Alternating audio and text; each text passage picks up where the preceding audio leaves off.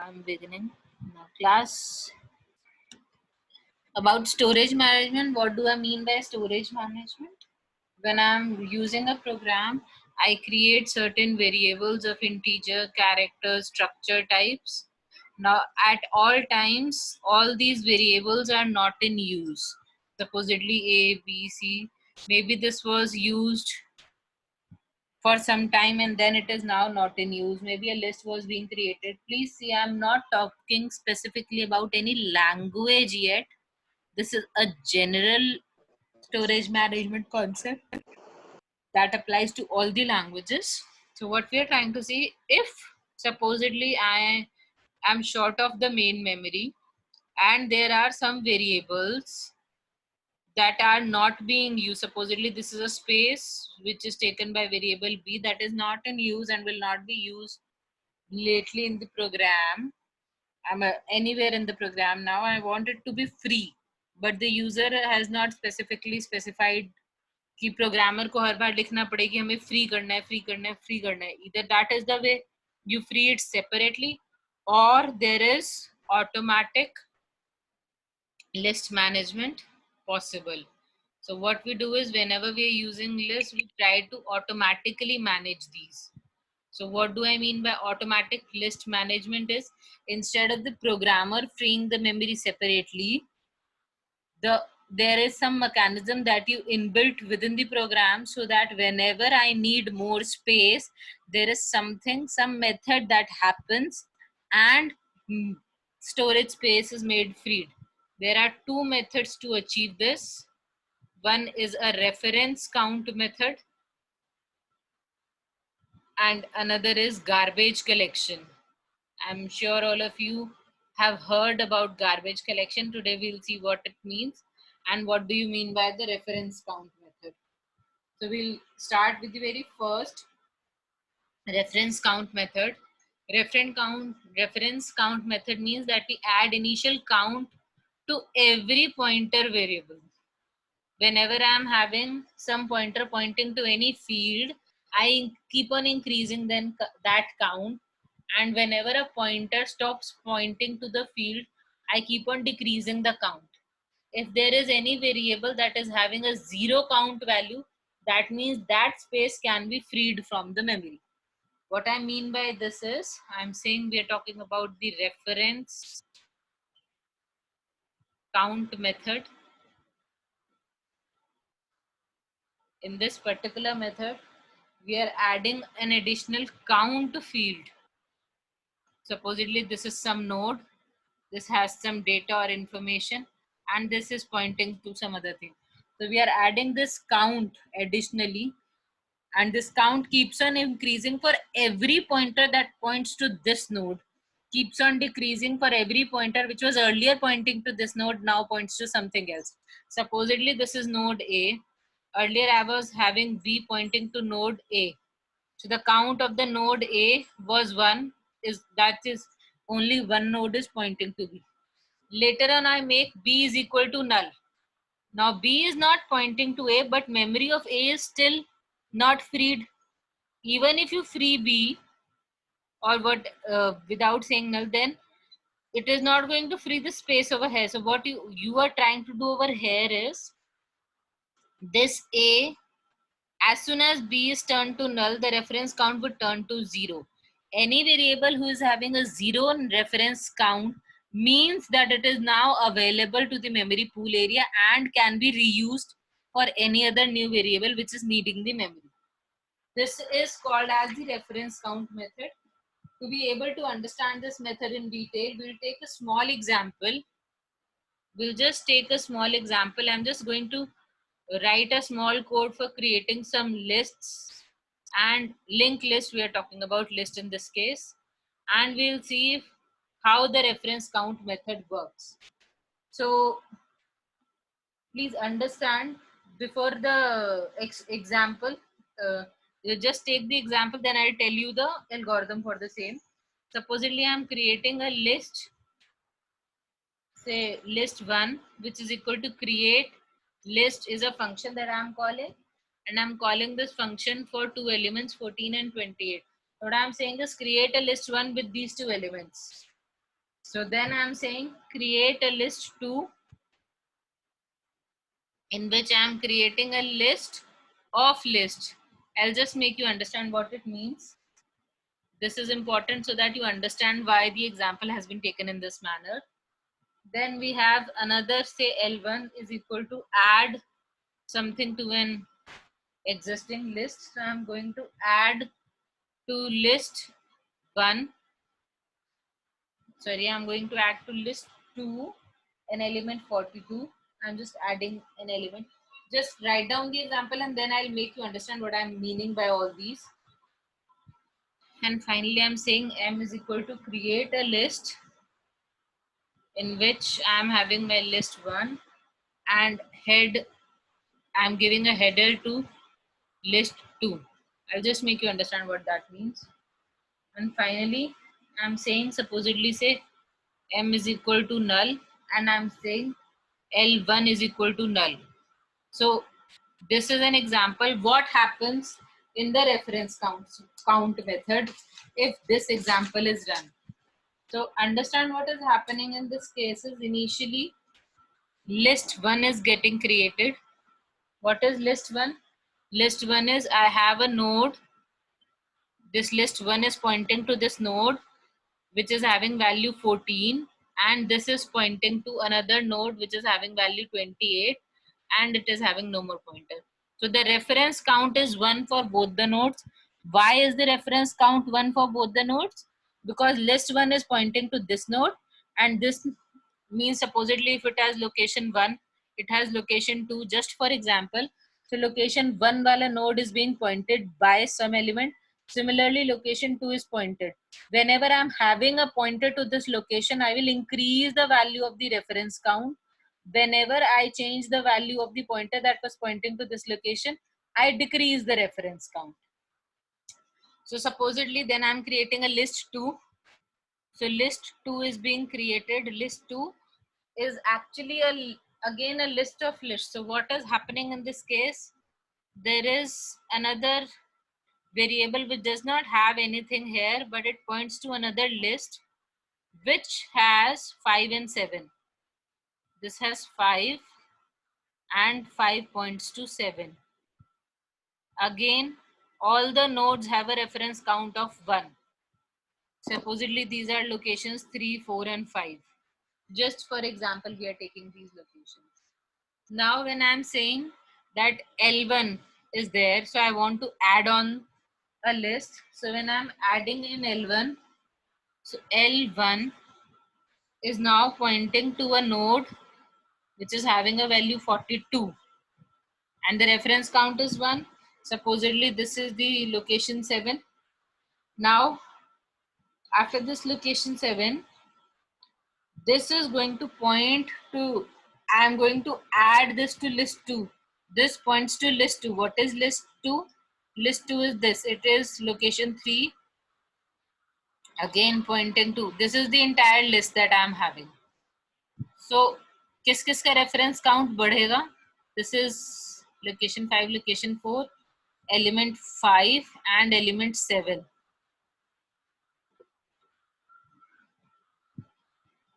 So this was your list 2 actually. So the reference count of this location 3 now becomes 2. The reference count of location 4 and 5 remain 1. Why has this become 2? Because list 2 is a pointer pointing to this location, and the node at location 7 is also pointing to this location. So there are 2 pointers pointing to location at 3. That is why after this point, I have the reference count of node at location 3 to be 2. Now I'm going to erase these 3 have been achieved. Now I'm taking M, which is a create list on L1, which was this, and a header for list 2. So what is happening now is I'm creating an M which is pointing to some location. That location points to the, please understand what is happening in this case.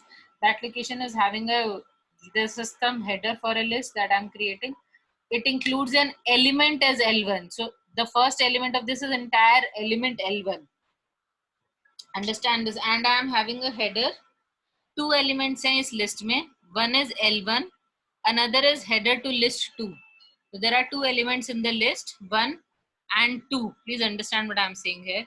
Supposedly if I'm referring it here just for simplicity, so my L1 list is beginning from node 7 having 42. Now the reference count of node 7, because this was list L1 also pointing to this. There are two pointers pointing to this list. The reference count becomes 2. Now this is pointing to this is sorry, this L1 is correctly this is pointing to list 2 already, which has been created. So it is pointing to the node at location 3. That is your list 2 is also pointing to this node. Reference count was already 2. I'm just rewriting the thing, and it is having pointers to location 4 and pointer to location 5, which were exactly as there. I'm not changing this, having values of 5 and 7 and reference count as 1.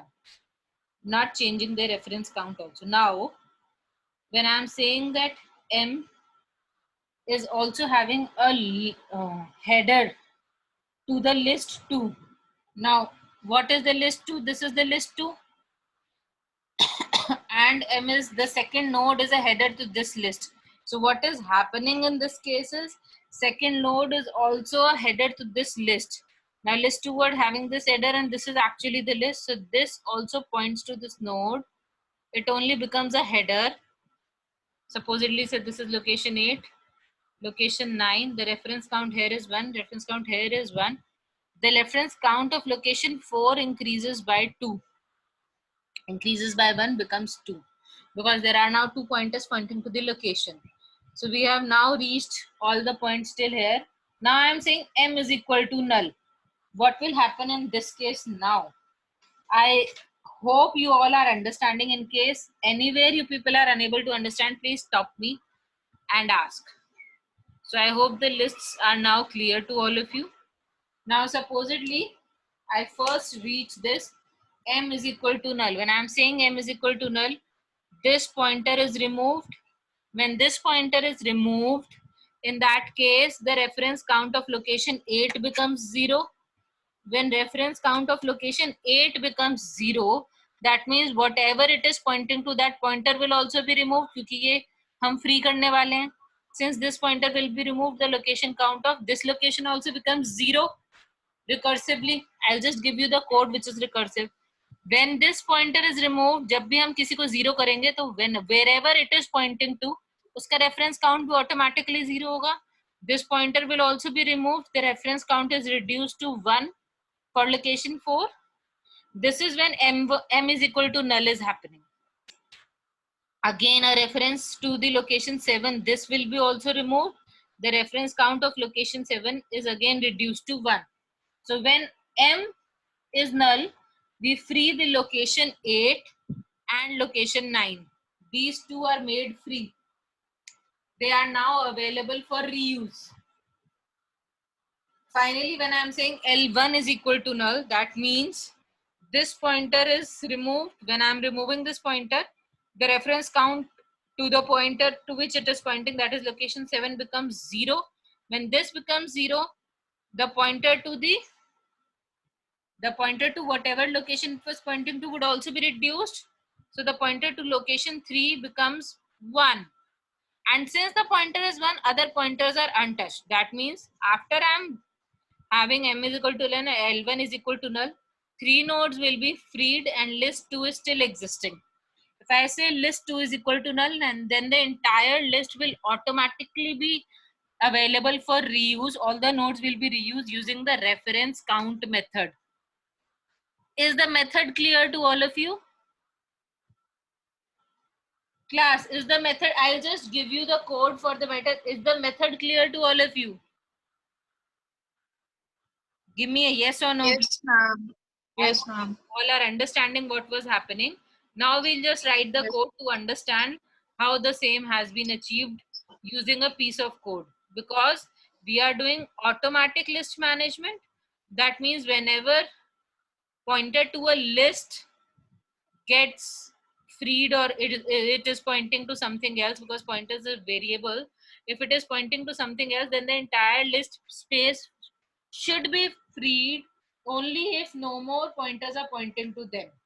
So the code that we are having is, supposedly I am taking some L that is to be removed for some reason. Okay? The pointer L, whatever it was pointing to. So what code do we write for reference count method? I am taking some variable P which is equal to, this is some temporary variable in which I am taking P is equal to L. Now L is now pointing to some, I am changing the value of L to something supposedly. So next of P, I'm changing the value, say this is equal to null, because the value of L has been changed. So what am I doing is I am freeing the earlier pointer. Now after freeing the earlier pointer, I should reduce the value of this pointer. So I should reduce, I'm calling a function reduce P. What should happen? The reference count of node P and all the adjoining nodes should also be reduced. What will the reduce function do? I'm again saying L is some tail node. We are performing some of Excuse me, ma'am. हाँ बच्चे. Ma'am, can you explain this statement L is equal to L next, next of L? I'm just taking, there is some node L. Okay, this is some node Okay. L. I'm saying whatever it was pointing to, L now becomes, now this is some node with XYZ ABC value. This is node L. L now is not pointing to this, L points to this. ये समझ आ गया सबको? Yes, ma'am. Now since L becomes this, I want to remove this pointer. So this pointer becomes null because Null. I am moving the node. Now since this node was pointing to this node, so इस node का, when I am removing this pointer, reference count is new L वाले node का, this should be reduced. Yes, ma'am. Are you all Okay. understanding what I am trying to say? Yes, ma'am. I am calling the reduce P function. That is all I am doing. What do I mean by reduce P? We'll just understand. So what do I mean by reduce P? I want to reduce the reference count of a variable जिसका कि pointer change हो गया है. Technically, if you see, L is pointing, मैं फिर से समझा रही हूँ. L is pointing to some node which is pointing to some another node. Okay. Now I have made L points to this node. So whatever was the reference count of this node, I want to reduce this. I am saying Yes, P is ma'am. equal to this node to which earlier L was pointing. And L has now pointed to another node. I am freeing this variable. This is null. Now I want to reduce the reference count of this, and I want to check whatever is the connection so that I can reduce their reference counts also. Till that it is clear. I am calling reduce P. A function I am calling is reduce P, so that it is going to reduce the reference count for P and all the related nodes. Okay? Should I now define reduce P function? Yes, ma'am. So if I am now defining the function reduce P, the code should look like something. Again, I'm not giving you code in any language. I'm just giving you the function names. It is, you can change the code. It looks like a C++ code, but it can be implemented in any language which supports pointers. Pointer supported language होनी चाहिए. आप Java में code run नहीं कर पाओगे ये. So we move on to the reduce function which we are calling recursively. If P is not equal to null, now the node should exist जिसकी हम बात कर रहे हैं. Only then what should we do is we are reducing the count of this node. Now in case after reducing the count is 0, in case we should free the memory also. अगर इसका count 0 हो गया है तो we should free that node. Yes, no? Yes, ma'am. So we'll Yes, check ma'am. that also just. So we are checking if now reduced count of P is equal to 0. If this is the case, in that case, we are taking some another temporary variable which points to the next location of this. Now it is pointing to the next node of Delete. this, and I am recursively calling reduce R.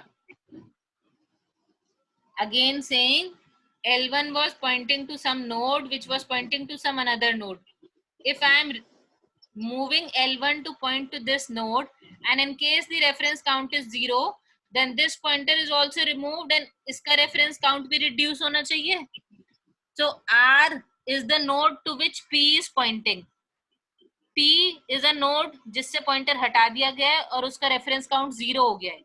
0 होने के बाद free करने से पहले उसके pointer का भी reference count reduce कर रहे हैं रिकर्सिवली, बिकॉज पॉइंटर का पॉइंटर के pointer can be happening. So we are reducing it recursively, and finally we free the node P, and we are ending both the ifs. Is this code clear Yes, ma'am. to everybody? This is Yes, the ma'am. method by which you achieve reference count method for automatic list management. Is the reference count method absolutely clear to all of you? Then we'll come to shortcomings of this method. What are the shortcomings in this method? What are the drawback of this method? एक node को अगर हमने change कर दिया तो इतना कुछ reduce में कॉल हुआ. If I am just changing a single node and I am doing this much, and supposedly my program does never require extra free space, तो जब भी प्रोग्राम खत्म होता all the variables would have been freed automatically. So what was the need of doing this?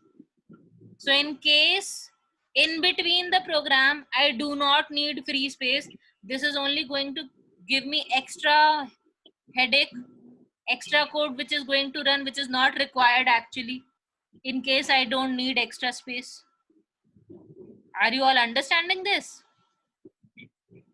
Is the drawback clear?